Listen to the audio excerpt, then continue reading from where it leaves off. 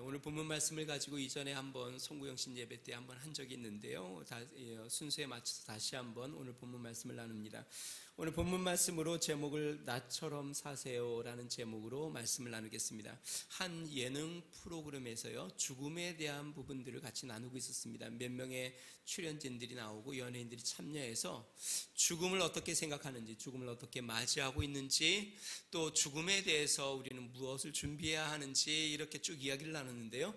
거기에 참여했던 한 연예인이 이런 이야기를 합니다. 본인이 한 번은 호스피스 봉사를 한 적이 있다고 합니다. 호스피스라고 하면 환자들이 이제 치료를 받다가 더 이상 의술로 회복되기 어려운, 이제 시간이 지나 이제 죽음을 맞이해야 하는, 그러니까 죽음의 끝자락에 있는 분들이 마지막 가서 치료라기보다는 뭔가 돌봄과 마음의 위로를 받는 그러한 병실이죠. 호스피스 병실에서 이제 봉사를 하러 갔는데 매일 보는 분들이 이제 죽음을 눈앞에 두신 분들을 이렇게 매일매일 뵙는 것이죠. 봉사를 하는데 봉사를 인도하시는 지도자가 이제 첫날에 봉사로 오신 분들에게 종이와 연필을 이렇게 나눠주더래요. 그리고 거기에다가 이제 이렇게 적게 했다고 합니다. 자신의 신체에서 가장 중요하게 여기는 곳 5곳을 적으세요. 그러니까 내 신체에서 가장 중요한 곳 5곳, 팔, 다리, 눈, 코, 귀, 아니면 입, 이렇게 5가지를 이제 순서대로 적었겠죠. 다음에는 자신에게 가장 소중한 보물이라고 생각하는 것, 그리고 소중한 관계가 있으면 5가지를 적으세요. 소중한 보물, 관계라고 하면 우리 아내가 뒤에 있으니까 배우자가 제일 먼저 나오고 그 다음에 자녀들, 부모님, 형제, 자매, 그 다음에 또 자기가 소중한 것이라고 하면 어떤 사람은 집, 아니면 차, 아니면 그 외에 또 쭉 적었겠죠. 세 번째, 자신에게 가장 중요하다고 생각하는 일 5가지를 적으세요. 그러니까 이분은 연예인이니까 본인의 방송 어떤 그 스케줄, 그 다음에 운동하는 거, 여러 가지 5가지를 적었을 겁니다. 자, 이제 그렇게 해서 이제 봉사를 하고 다음 주 이제 다음 만남에 갔더니 이 지도자가 그렇게 이야기합니다. 당신이 심각한 병에 걸려 이제는 병원에 입원을 했고, 이로 인해서 여러분들이 적은 종이에 5가지를 제하여야 합니다. 다시 이야기하면 질병으로 말미암아 자신의 신체에 본인이 중요하다고 하는 것 중에 1-2가지를 지우고, 또 자신이 중요하다고 생각하는 관계 가운데 누군가를 지워야 하고, 또 자기가 중요하다고 생각하는 일 중에 무엇인가는 지워야 하는 것이죠. 당연하겠죠. 왜냐하면 심각한 질병에 걸리면 내가 옛날처럼 활동할 수 없으니까 내가 중요하게 여겼던 일을 하지 못할 것이고, 내가 관계도 그만큼 이루지를 못할 것이고, 또 자신의 신체 일부도 손상이 갈 수 있겠죠. 그렇게 해서 이 사람이 덜 중요하다고 생각하는 5가지를 지웠습니다. 그리고 다음 이제 봉사로 갔더니 이제 또 이야기합니다. 당신의 병이 악화가 되어서 이제는 3가지를 더 지워야 합니다. 적은 것 중에 그 중에 덜 중요한 것, 덜 아까운 것, 덜 소중한 것을 고민해서 또 3가지를 자신의 신체의 일부를 지우고 또 이렇게 지워나가는 거죠. 자, 그렇게 계속 지워나가더니 마지막에 남은 것이 본인의 자녀와 그 다음에 남편이 남았다고 합니다. 그런데 이제 이 지도자가 마지막으로 한 번 더 지워야 한다 라고 이야기하는데, 그 종이를 붙잡고 이분이 도저히 지울 수가 없어서 손이 바들바들 떨리고 마음이 타들어가고 견딜 수가 없어서 그 위에 눈물이 뚝뚝뚝뚝뚝 떨어지면서 이런 생각이 든다. 그 생각이 확 들더래요. 본인이 방송 촬영을 하려고 열심히 뛰어다니고 막 분주하게 막 살다 보니까 이제 좀 뭔가 가정을, 아이들 교육을 위해서 또 가정도 좀 세워야 하고 열심히 뛰어다니다 보면 가끔 어린 자녀가 전화를 한다 그래요. 엄마 어디야? 엄마 언제 와? 그러면은 막 바쁘게 일하다가 짜증이 확 나서 이렇게 이야기합니다. 너 먹여 살리려고 일하잖아. 빨리 끊어. 늘 그렇게 자녀들에게 대했던 자신의 모습이 마치 필름을 보듯이 싹 지나가면서 이 마지막 그 노트에 쓰여져 있는 그 자녀의 이름을 지우려고 하는 그 순간 그 마음이 너무나도 힘들고 어려워 눈물이 흘리면서 내가 열심히 살았다고 하지만 헛살았구나. 정말 소중한 것을 내가 뒤로하고 덜 소중한 것에 늘 마음을 쏟으며 그렇게 분주하게 살아왔구나. 내가 헛살았구나 라고 하면서 자신의 인생을 돌아보는 시간을 가졌다고 합니다. 여러분 살아오면서 이런 이야기 들어보셨습니까? 너는 나처럼 살지 마라. 들어본 적이 있으세요? 보통 윗사람이 밑에 사람, 아끼는 사람들에게 애정어린 권면을 할 때에 하는 말이죠. 너는 나처럼은 살지 마라.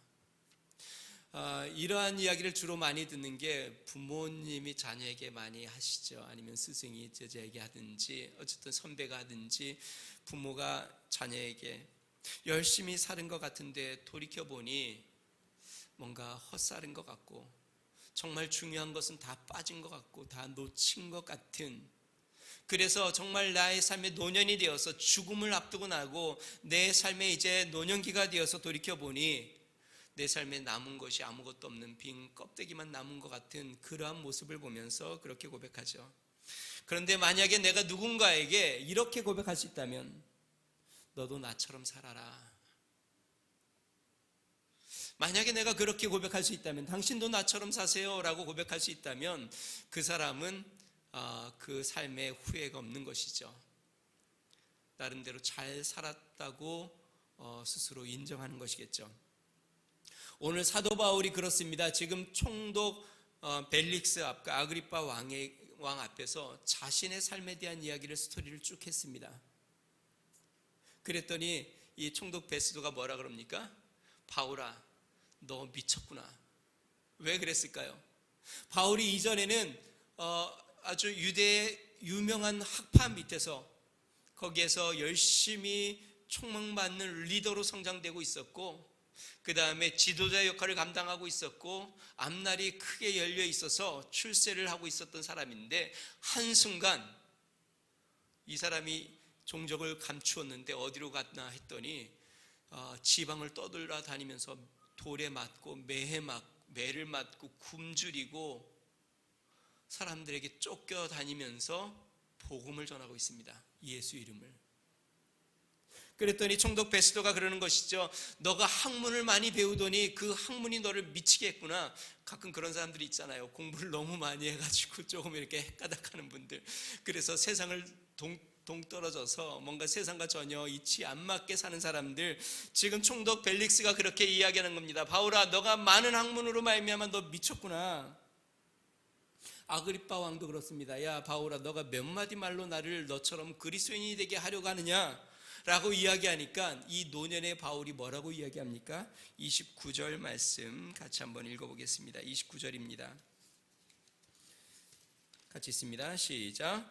바울이 이르되 말이 적으나 많으나 당신뿐만 아니라 오늘 내 말을 듣는 모든 사람도 다 이렇게 결방될 것 외에는 나와 같이 되기를 하나님께 원하나이다 하니라.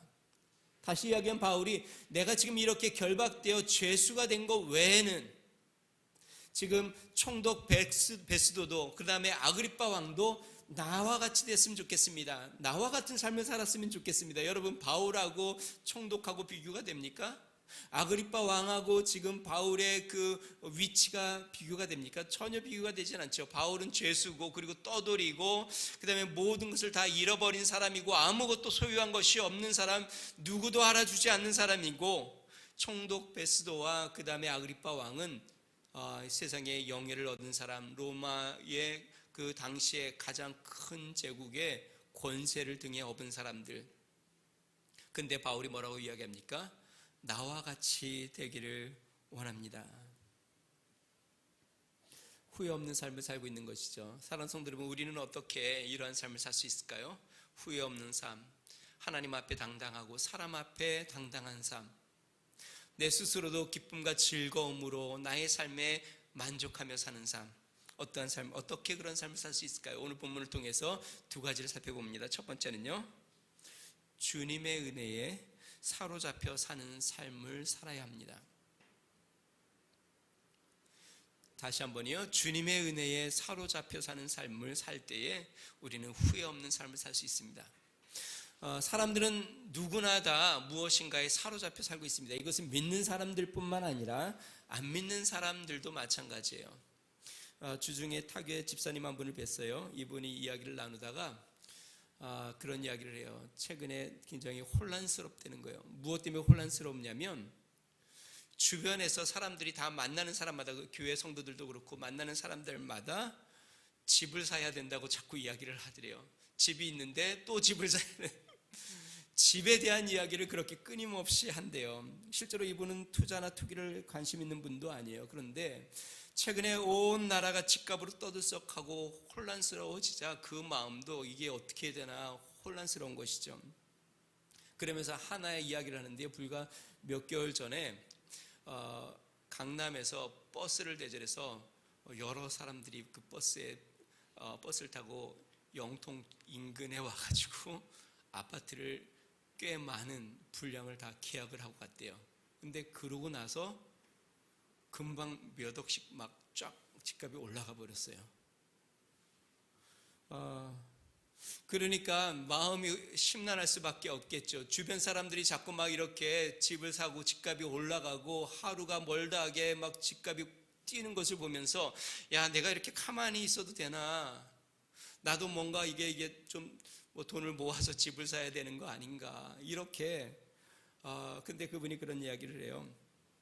모임에 가면 평소에 전혀 이런 것에 관심이 없던 어떤 집사님도 이 집 얘기만 한대요. 모이면 사람들이 다 집 얘기만 한대요. 집을 빨리 어떻게 사야 된다, 어디에 사야 된다, 무엇을 사야 된다. 그러니까 뭐 믿음의 사람들이 모여서 신앙 얘기를 하는 게 아니고 하나님의 은혜를 나누는 게 아니고 집 얘기만 하는 거예요.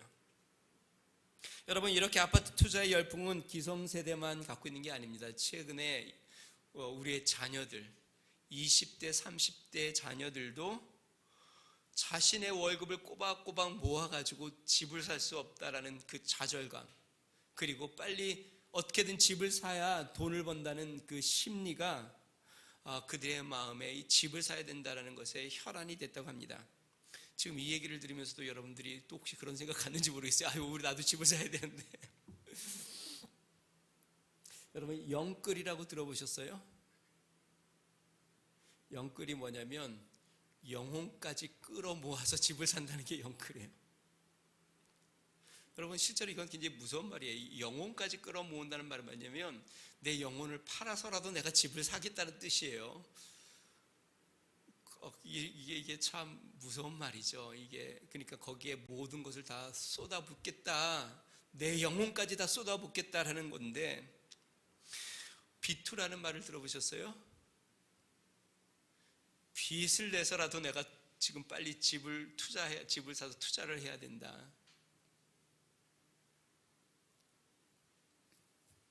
여러분, 지금 한국이 그렇게 난리입니다.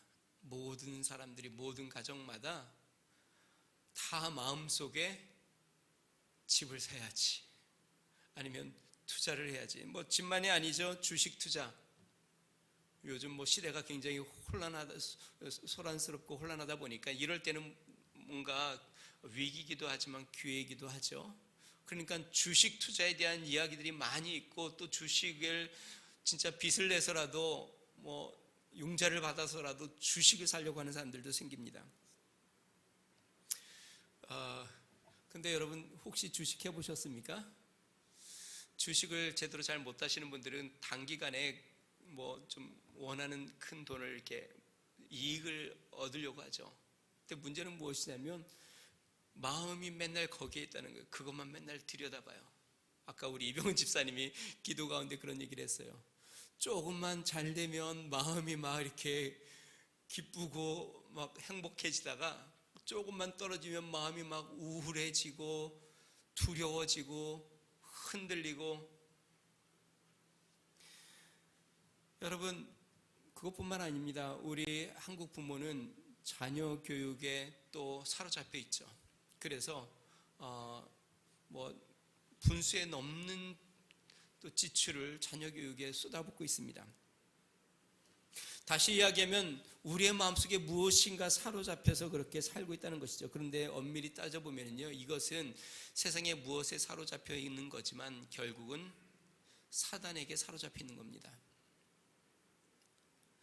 사단은 그런 걸 통해서 우리의 마음을 때로 달콤하게 만들고, 때로는 위축되게 만들고, 때로는 순간적인 기쁨을 주었다가, 때로는 좌절을 주었다가 그것 하나로 삶이 무너지는 것처럼 보여지고, 그렇게 우리의 인생을 망가뜨려 가는 것이죠. 그리고 또 그렇게 성공한다 해도 그것이 우리의 삶을 축복되게 만드는 게 아니라 삶을 망가지게 만드는 것이죠. 우리가 잘 보잖아요. 로또 사서 당첨된 분들, 삶이 축복을 받았다기보다는 가정이 파괴되고 삶이 망가지는 것들을 많이 보죠. 이것이 사단의 수단입니다. 사단은 세상 것에 우리의 마음을 쏟게 만들고, 그것에 우리의 마음이 초조하고 때로는 욕심을 갖고 거기에 마음을 쏟다가 순간순간 우리의 마음이 자꾸 흔들리다가 그렇게 우리의 삶이 망가지다가 죽음을 맞이할 때 내가 헛살았구나 라고 고백하도록 하는 것이 사단의 전략이죠. 사도 바울이 예수님 만나기 전 사도 바울도 그랬습니다. 그의 삶의 목표와 또한 확신이 분명했습니다. 그는 자신이 갖고 있는 종교적인 신념과 믿음을 위해서 열심히 살았고 최선을 다했습니다. 그것을 위해서 예수 믿는 자들을 죽이기도 하고 사로잡기도 했습니다. 다른 사람들을 협박하여서 거짓 증인으로 세우기도 했습니다. 그렇게 사람들을 매수하고 또 사람들을 위협하고 또 사람들에게 그렇게 강압적으로 나아갔습니다. 자, 그러면 사도 바울이 예수님 만나기 전 그렇게 열심히 살았는데 사도 바울의 삶은 어땠을까요? 사도 바울이 평안했을까요? 행복했을까요? 기쁨이 넘쳤을까요? 보람 있고 정말 내가 잘 살았다고 여기고 있었을까요? 아닙니다. 그럴 때 사도 바울은 항상 분노하고 있었고, 항상 날카롭고 비판적이었고 저주하고 고집스러웠습니다.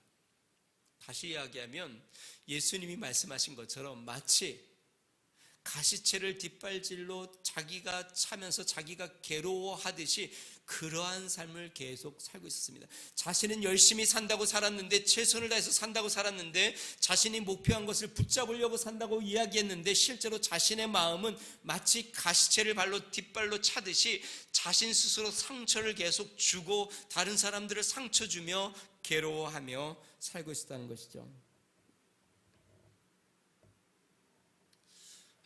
그런 사도 바울이 다메섹에서 주님을 만납니다.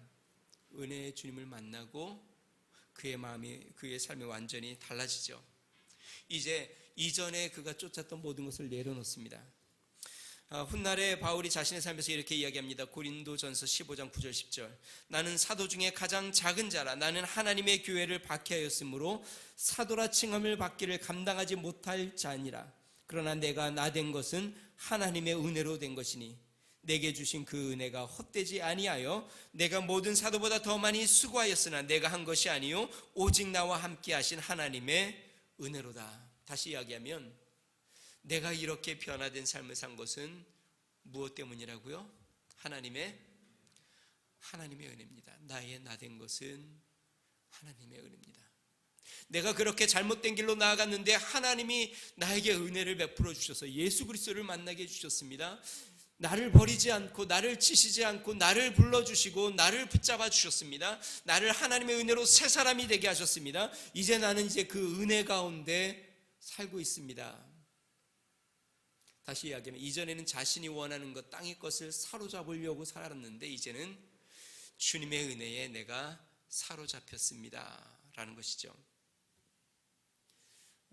주중에 여러분들에게 이제 카톡으로 안내를 드렸는데요. 우리 이종래 권사님 우리 남편 되시고 우리 이수영 권사님 우리 가족들, 우리 아버님 되시는 이 교수님 요초 5번 시술이 있었습니다. 실제로 몇 달 전에 우리 이교수 아버님이 쓰러지셨죠. 혈관 문제로요. 우리 이교수 아버님은 원래 이렇게 제가 그 전에 뵀을 때 굉장히 건강하신 분이세요. 근데 갑작스럽게 전혀 생각지도 못했는데 쓰러지셨어요.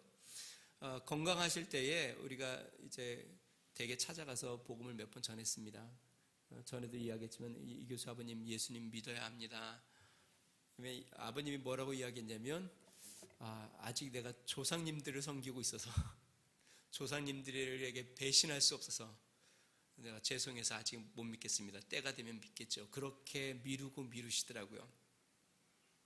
근데 참 지난 이야기지만 저희 아내가 이렇게 어떻게 기도하다가 금요기도에 끝나고 올 겁니다. 우리 권사님에게 권사님 아버님 전도해야 합니다. 아버님 복음을 전하고 빨리 예수님 믿게 합니다. 지체하지 말아야 합니다. 이제 그렇게 이야기를 나누었는데 이제 권사님도 네 그렇게 한데 아버님이 고집을 많이 피우시네요. 근데 아마 다음 날인가요? 며칠 사이에 아버님이 쓰러지셨어요. 그때 금요일이고 주일날 쓰러졌었으니까 다 다음 날이네요. 그래서 교회에서 이제 같이 기도도 하고 그랬죠. 의사가 소견이 무엇이었냐면 아마 다시 일어나시기 쉽지 않겠다. 아마 바로 돌아가셔도 아마 이렇게 뭐 할 말이 없을 정도로 심각한 상태고 혹시나 일어나신다고 해도 몸을 많이 못 쓰실 것 같다. 근데 이제 우리가 같이 기도했는데요. 아버님이 아주 의식도 지금 이제 다 돌아오셨고 온몸도 다 움직이시고 말씀도 다 하시고 모든 걸 이제 정상 거의 가까이 다 하세요. 물론 이제 음식만 아직 입으로 드시지 못하는 상태인데 그러다가 이제 병실에 계시다가 이렇게 좀 거동하시다가 좀 넘어지셔서 요출을 다치셔서 이번에 시술을 한 건데요. 시술하기 전에 가서 이제 기도를 했습니다. 근데요, 참 놀랍죠. 완전히 새 사람이 되셨어요. 저는 예수님 믿어야 합니다라고 하면 그냥 약간 뒤로 빼시면서 나중에 하겠습니다 이랬던 이 아버님이 예수님 얘기하면 아멘 하세요. 기도하자고 하시니까 두 손을 이렇게 모으세요. 마치 어린아이처럼. 그리고 제가 기도를 하고 아버님께 하나님께서 아버님에게 이렇게 은혜를 베풀어 주신 건 그리스도의 복음을 증거하시라고 하는 것입니다. 그랬더니 이제 복음 전하겠습니다. 그래서 제가 이제 확인하려고 한번 그런 얘기를 했어요. 아버님, 나중에 딴 얘기 하시면 안 됩니다. 하나님은 기뻐하시지 않습니다. 그랬더니 아버님이 하신 말씀이 딴 얘기 안 합니다. 저 정말 이제 주님의 복음을 증거하며 살겠습니다. 저는 하나님의 은혜는 참 놀랍다고 생각합니다. 만약에 하나님께서 우리 이교수 아버님을 이렇게 쓰러지게 하지 않으셨다면 아마 지금도 예수 이름 부르지 않았을 거예요. 지금도 본인이 옳다고 생각하는 것 붙잡고 사셨을 거예요. 거기에 그냥 빠져 사셨을 거예요. 그런데 하나님이 이교수 아버님을 긍휼히 여기셔서 그냥 그 생명을 걷어가시지 않고 적당하게 치시고 다시 한번 은혜로 생명을 주시니까 이교수 아버님이 아주 낮아지셨어요. 주님을 의지하고 주님을 붙잡는 마음, 그 은혜로 이제를 살겠다고 고백하고 있어요. 물론 이제 다 회복되고 변하시지 말아야 하는데 사랑하는 성도 여러분, 우리는 주의 은혜에 붙잡혀 살아야 합니다. 우리도 다 그런 과정을 거쳤어요. 예수님을 통해서 우리의 문제를 해결받고 주님으로 말미암아 위로를 받고 힘을 얻고 우리가 주를 위해 살겠다고 고백했던 삶이 분명히 있습니다. 주의 은혜에 붙잡힌 바 된 삶을 사시기를 주로 축원드립니다. 세상의 헛된 것을 붙잡으려고 힘쓰지 마시기를 바랍니다. 그러한 것들은 다 허무한 것입니다. 때가 되면 다 무가치한 것이고, 또 물론 저는 집을 사지 말라고 이야기하는 것도 아니고 여러분들이 또 세상에서 무엇인가 열심히 하지 말라고 하는 것이 아니에요. 거기에 마음을 빼앗기지 말라는 것입니다. 지혜롭게 삶을 살아야 합니다. 그렇지만 마음은 주님께 있어야 합니다. 주님의 지혜로 경제를 관리하고 주님의 지혜로 사업도 하고 주님의 지혜로 열심히 살아야 합니다. 최선을 다해야 합니다. 그러나 그것이 내 생명인 것처럼 거기에 내 마음을 쏟아 그것 때문에 내 마음이 자꾸 흔들리고 그것이 좀 안 되면 내 마음이 다 무너져서 마치 신앙이 없는 사람처럼. 주중에 어떤 집사님 만났는데 사업하는 분인데 그런 얘기를 하더라고요. 자기가 사업이 막 잘 되다가 지금 한 몇 년 동안 완전히 바닥을 기고 있는데, 그러고 나니까 그분이 그러더래요. 못된 신앙이었는데요, 내가 신앙이 없었으면 자살했을 수도 있었겠구나. 지옥 간다는 그 생각 하나 때문에 자살을 안 했을 뿐이지, 그 사업 때문에 완전히 무너진 자신의 모습을 보면서 참 나에게 믿음이 없구나. 왜요? 소망을 사업에 두고 있는 것이죠. 사랑하는 성도 여러분, 소망을 하나님께 두고 이 세상 것을 붙잡으려고 하지 말고 주님의 은혜에 붙잡힌 바 된 삶을 사시기를 주로 축원드립니다. 사도 바울은 주님의 은혜에 붙잡혀서 나처럼 사십시오, 내 주의 은혜 가운데 살고 있는 이러한 삶을 사십시오라고 고백합니다. 사랑하는 성도 여러분, 주님의 은혜 가운데 나아가길 바랍니다. 자, 두 번째, 후회 없는 삶을 살기 위해서는 버릴 것과 붙잡을 것을 선택하여 사는 삶을 살아야 합니다. 다시요, 버릴 것과 붙잡을 것을 선택하며 사는 삶을 살아야 합니다. 사도 바울의 삶의 간증은 두 가지의 삶이 완전히 대조를 이룹니다. 예수님을 만나기 전과 다메섹에서 만난 후의 삶이 완전히 대조를 이루고 있습니다. 그리스도를 만난 후 사도 바울의 삶, 그 전의 삶의 모습이 완전 대조되는데요, 빌립보서에 보니까요, 사도 바울이 이렇게 이야기합니다. 내가 8일 만에 할례를 받고 이스라엘의 족속이요 베냐민의 지파요 히브리인 중에 히브리인이요 율법으로는 바리새인이요 열심으로는 교회를 핍박하고 율법에 의로는 흠이 없는 자로다. 예수님을 만나기 전에는 그렇게 자신의 신분, 또 자신의 열심, 자신의 노력, 자신의 학문에 대해서 자신만만했고 누구에게도 꿀리지 않는 내놓을 만한 사람이었다라고 자신은 이야기하고 그것을 위해 힘썼다고 이야기합니다. 그런데 그 다음에 사도 바울이 이렇게 이야기하죠. 그러나 무엇이든지 내게 유익하던 것을 내가 그리스도를 위하여 다 해로 여길 뿐더러 또한 모든 것을 해로 여김은 내 주 그리스도 예수를 아는 지식이 가장 고삼함이라. 내가 그를 위하여 모든 것을 잃어버리고 배설물로 여김은 그리스도를 얻고 그 안에서 발견되려 함이라. 내가 이미 얻었다 함도 아니요 온전히 이루었다 함도 아니라 오직 내가 그리스도 예수께 잡힌 바 된 그것을 잡으려고 쫓아가노라. 형제들아, 나는 내가 아직 잡은 줄로 여기지 아니하고 오직 한 일, 즉 뒤에 있는 것을 잊어버리고 앞에 있는 것을 잡으려고 표대를 향하여 그리스도 예수 안에서 하나님이 부르신 부름의 삶을 위하여 쫓아가노라. 여러분, 이전에는 사도 바울이 자신이 원하는, 자신이 확신하는 것을 잡으려고 힘썼는데 이제는 하나님이 위에서 부르신 그 부름의 삶을 쫓아서 표대를 향하여 나아간다. 그러면서 사도 바울이 이렇게 이야기합니다. 위에서 부른 부름의 부름, 주님이 나를 잡으신 것, 예수님께 잡힌 바 된 그것을 잡으려고 쫓아간다. 잡힌 바 된 그것을 잡으려고 쫓아간다. 이게 무슨 말일까요? 여러분, 저를 한번 보세요. 예수님과 우리와의 관계는 마치 이런 것과 같아요. 이게 예수님의 손이라면 우리의 손이 이렇게 맞잡는 것이죠.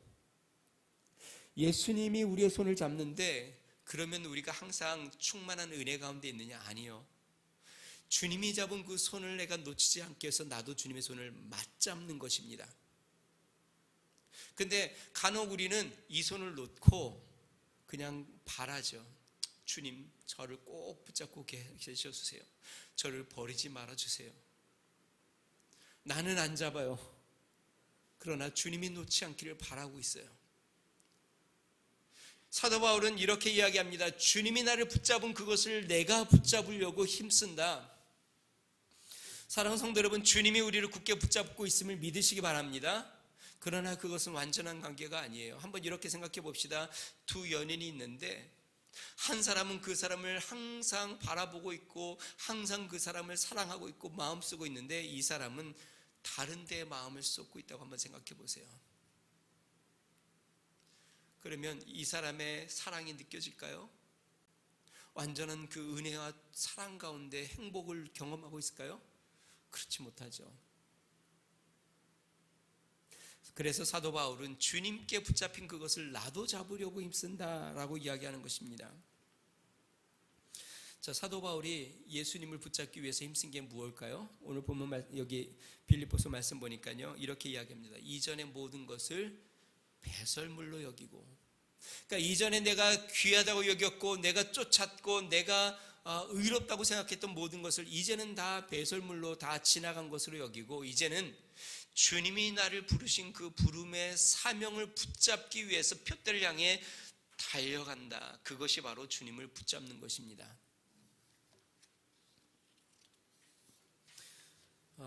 사랑하는 성도 여러분, 주님을 붙잡으려면 지금 내 손에 있는 것을 놓아야 합니다. 내가 생명처럼 여기는 것, 내가 그것이 가장 귀하다고 여기는 건 내려놓고 주님을 잡아야 합니다. 그럴 때 우리는 주의 은혜 가운데 온전한 연합을 이루고 주님 앞에 나아가게 되는 것이죠. 그럴 때 우리는 후회하지 않는 삶, 주님의 축복된 삶을 살게 되는 것입니다. 전주의 한 교회에서 이제 바른 신앙생활을 위해서 캠페인을 열었다고 합니다. 그 캠페인 중에 교회 이제 앞에 마당에 상자를 하나 만들어 놓고 거기다가 편말을 붙여놨습니다. 하나님께서 싫어하는 것. 그리고 성도들이 매주 교회 올 때마다 본인이 소유하고 있는 것, 아니 본인이 취하고 있는 것 중에 하나님이 싫어할 만한 것을 거기다 매주 가져와서 넣고 한 달이 되면 그것을 다 모아 또 불태우고 그렇게 하기를 했다는 것이에요. 그랬더니 어떤 분은 양주병을 가져오고 어떤 분은 외설 테이프를 가져오고 그 다음에 어떤 분은 추잡한 액세서리, 그 다음에 불량 서적, 이러한 하나님이 싫어하겠다고 생각되는 자신의 삶의 습관을 만드는 것들, 그러한 물건들을 하나하나 가져와 거기에 넣고 불태웠다고 합니다. 사랑하는 성도 여러분, 우리의 삶 가운데 우리가 하나님 앞에 붙잡힌 바 되고 내가 하나님을 붙잡으려면 하나님이 싫어하는 것, 버려야 할 것을 버려야 합니다. 마치 사도 바울이 배설물로 여기고 주님을 붙잡은 것처럼 내가 세상에 마음을 쏟고 세상 것을 붙잡았다면 이제는 그것을 버리고 주를 잡아야 합니다. 1904년도 윌리엄 보든이라는 학생이 고등학교를 졸업했는데요, 시카고에서 졸업하자마자 백만장자가 됐습니다. 아버지가 운영하는 큰 사업의 법적 상속인이 된 것이에요. 고등학교를 졸업해서 이 부모가 이제 이 보든에게 의미 있는 뭔가 선물을 하면 좋겠다 싶어서 세계 여행을 떠나게 했습니다. 그래서 이 보든이 아시아, 중동, 유럽 이렇게 쭉 여행을 하다가 보니까 정말 어렵게 사는 사람들을 보게 되었습니다. 정말 힘들고 어렵게 사는 사람들을, 헐벗은 사람들, 또 질병 가운데 있는 사람들, 많은 사람들을 보았습니다. 그리고 그 마음에 그것이 큰 마음의 짐이 되어서 집에 편지를 썼습니다. 그러면서 아버지에게 이렇게 편지 쓰죠. 나는 일생을 선교 사업에 헌신하겠습니다. 자, 그렇게 편지를 한 다음에 그가 갖고 있던 성경 뒷페이지에다가 영어 단어 2단어를 썼습니다. No reserve. 지체할 수 없음. 이제 지체하는 삶을 살지 말아야 되겠다. 그가 돌아와서 예일 대학을 졸업을 하고 이제 좋은 직장 자리가 보장되어 있는데 그것을 다 내려놓고 직장에 취직하지 않았어요. 그리고 성경 뒷페이지에다 또 2단을 썼습니다. No retreat. 물러설 수 없음. 마지막에 그가 이제 프린스턴 신학교를 졸업을 하고 이제 선교를 떠납니다. 중국 회교인들을 중심으로 선교를 하려고 가다가 이제 그 이집트에 가서 그것을 준비하는 시간들을 가졌는데요. 그 시간을 갖다가 내막염을 앓게 됩니다. 그리고 하나님의 부르심을 받아 한 달을 넘지 못하고 그가 죽음을 당하게 됩니다. 다시 이야기하면 자신이 목표로 했던 선교지를 밟지도 못하고 죽게 된 것이에요. 그러니까 유품이 이제 부모님 집으로 미국으로 이제 왔죠. 성경을 보니까 성경이 이제 세 개의 글귀가 적혀져 있는 거예요. 그러니까 마지막 한 글귀를 더 쓴 것이죠. 마지막에 뭐라고 썼냐면 No regret, 절대 후회 없음. 윌리엄 보트는 지체할 수 없고 물러서지 않고 그렇게 본인이 젊은 나이에 선교를 준비하다가 선교지의 땅을 밟지도 못했지만 그렇게 자신의 삶을 하나님 앞에 드리고 헌신했던 것에 대해서 나는 후회하지 않는다. 사도 바울이 외칩니다. 당신도 나처럼 되기를 원합니다. 나처럼 사세요. 사랑하는 성도 여러분, 사도 바울이 재산이 많이 있었던 것도 아니고 명예가 있었던 것도 아닙니다. 아니, 오히려 그런 것들을 다 버렸지요. 그런데 사도 바울은 하나님의 은혜 가운데 살고 있고 하나님의 부르심대로 살고 있고, 나중에 빌립보서에 보니까 사도 바울이 뭐라고 이야기하면 이후로는 나에게 생명의 면류관이 예비되어 있다. 주님이 나에게 생명의 면류관을 예비해 두셨다. 사랑하는 성도 여러분, 여러분들에게 주어진 삶을 주님 앞에서 최선을 다하여 살기를 주님 축원드립니다. 그런데 욕심대로 살지 말고 세상 사람들이 갖는 그런 욕망으로 살지 말고 주를 위해 최선을 다하십시오. 주의 은혜 가운데 사시기를 바랍니다. 주를 위해 힘쓰시기 바랍니다. 여러분들이 사업을 하면 복음의 기회로 삼으시기 바랍니다. 사람들을 만날 때마다 예수 이름 전하시기 바랍니다. 그 가운데 주의 영광을 드러내시기 바랍니다. 나의 말 한마디, 나의 행동 한마디, 주님이 나를 이 땅에 두셔서 주의 영광을 드러내도록 이 땅에 두셨으니 내가 만나는 사람들에게 그리스도의 영광을 드러내고 나타내는 데에 힘쓰시고, 만약에 주의 영광을 나타내므로 사업에 손해를 본다, 걱정하지 마십시오. 하나님 나라의 주님이 비교할 수 없을 만큼 쌓아두셨습니다. 주님을 위하여 살다가 주님 앞에 기쁨으로 나아가는 믿음의 성도 되시기를 주님으로 축원드립니다. 우리 같이 한번 찬양하고 기도하고 마치겠습니다. 주님 다시 오실 때까지 나는 이 길을 가리라.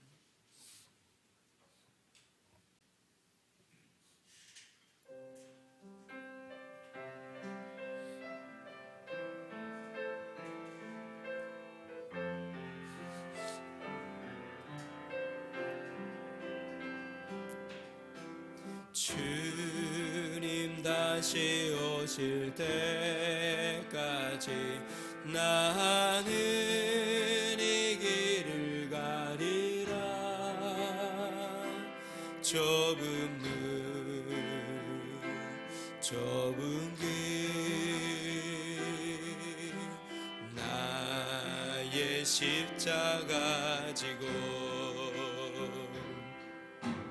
나의 가는 이 길 끝에서 나는 주님을 보리라. 영광의 내 주님 나를 맞아주시리. 우리 가슴에 손을 얹고 주님 다시 오실 때까지 나는 일어나 달려가리라. 주의 영광 온 땅 덮을 때 나는 일어나 노래하리. 내 사모하는 주님 온 세상 구주시라. 내 사모하는 주님 영광의 왕이시라.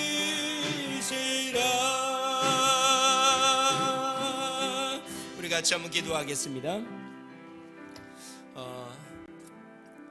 세상 사람들처럼 세상의 욕망과 세상의 물질과 명예와 세상의 것을 우리가 쫓다가 마지막 때에 후회하는 삶이 되지 않도록 주님이 부르신 그 부름의 삶을 쫓아 주님의 소망을 쫓아 사명을 붙잡고 나아가는 믿음의 삶이 되도록 이번 한 주를 살 때에도 내가 사는 이유 예수 그리스도를 증거하고 나타내고 주의 영광을 드러내는 나의 삶이 되도록 나의 사업 가운데 가정에서 관계 가운데 모든 것 가운데 하나님의 영광을 드러내는 삶이 되게 해달라고 우리 같이 한번 기도하겠습니다.